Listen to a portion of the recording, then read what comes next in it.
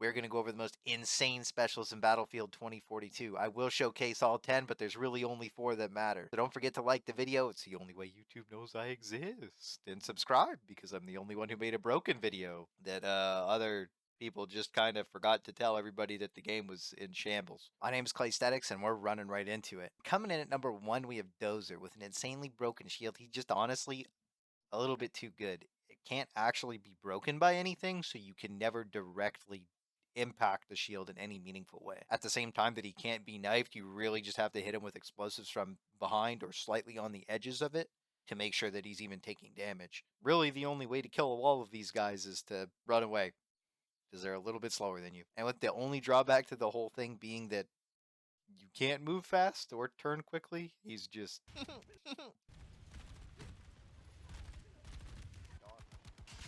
Oh yeah, dude, go get it. You record?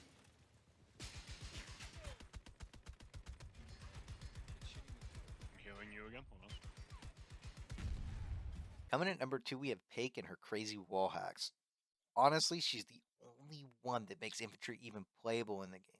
Smoke grenades are so strong, and they're her strongest loadout tool. Can literally run around and just smoke everything and just gun people, and they cannot return fire on you. Keeps you safe from helicopters and tanks and all sorts of nonsense. It's just everywhere in Battlefield 2042, and it's the only thing that actually makes playing infantry viable and fun. She's my favorite character for all those reasons, and honestly, she's probably going to stay my main for the majority of the game.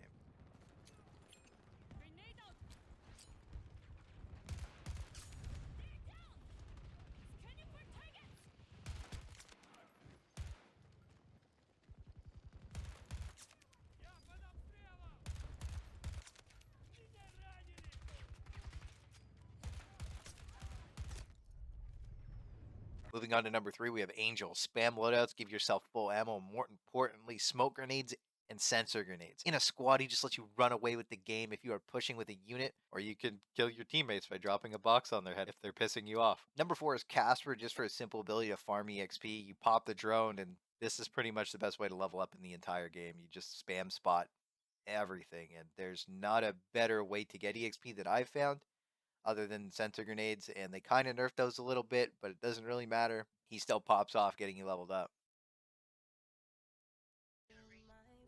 Yes, I killed a tank with a recon drone, dude! Now Irish, bless his soul, his shields actually make cover on these barren, wide open maps, and this actually makes him really good. If they were indestructible like Dozer's shield, I think he would have ranked a lot higher, and honestly, I think they actually do need to have a lot more health to them, because they're just a little too easy to break. They also need to let these things have a easier time being dropped on the ground. As you can see in this clip, you just struggle to place it on any kind of incline and decline that's above just a little too much of a degree, and it feels really jarring to just try and place a shield half the time.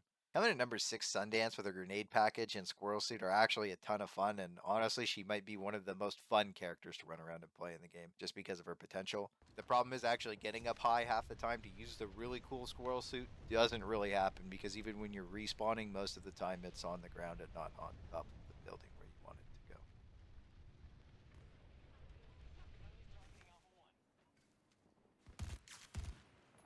to go. Number 7. Now, Rao is interesting, but you have to reveal yourself to so long to actually hack anything that if the other team isn't bots, you're probably going to have a really bad time trying to use his kit. And he can definitely have potential in the right person's hands, but I honestly feel like the hack tool just missed the mark a little bit on something so cool that could have happened. Number 8. K and his grappling hook are very simply if you like pain and flying through the world half of the time. If you want to play an infantry focus, this is your man, and I would recommend sniping with him because it's easy for him to get to 6 spots, and people wouldn't expect it, but he's really, really good at catching everyone else off guard. I think once we see some pro gamers pull up with him and see some sick trick shots and clips, it'll be really cool, but I'm not the best FPS player. It is what it is. I'll never be a McKay main, and most people won't either. Tacos. At 9th, we're coming down to Boris's turret. It's honestly just like underwhelming. It doesn't do enough damage. You have to stand way too close to it to make it relevant. And I personally just use the turret as a spotter. It unfortunately can't really spot through smoke super well. It's like a 50-50 if it chooses to or not. I don't honestly think he's a bad pick, but with how strong Paik's wall hacks are, she just ends up being way better at this niche. Now, unfortunately, last and definitely least. At number 10, we've got Falk. which was one of my favorite characters in the beta. It really feels like they took her like big thing away, which was rezzing at ranged. And honestly, she used to be way better when she could res you. But too many people cried about ranged res being overpowered. Now that she's lost that, she basically lost her whole niche. Her whole kit is kind of just a healing dart. And with how fast the TTK is in the game, you never even really get to use the healing dart to any sort of effectiveness, right? With the regen coming in so quickly, the healing dart just doesn't really feel like it has a place. And I feel like more of like a steroid damage reduction thing might have even been better so she could preemptively tag you before you run in. And with her revive being max HP when you do get revived, it just doesn't make a difference.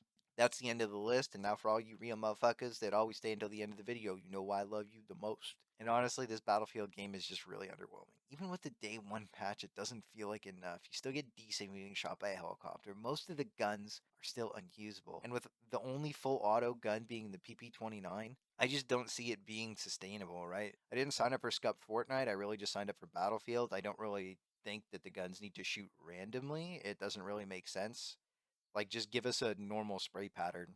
That's fine. It's a real, well, it's supposed to be a real FPS game. Well, as much flack as I'm throwing at it, if you have some friends to play this with, I actually do think you'll have a lot of fun.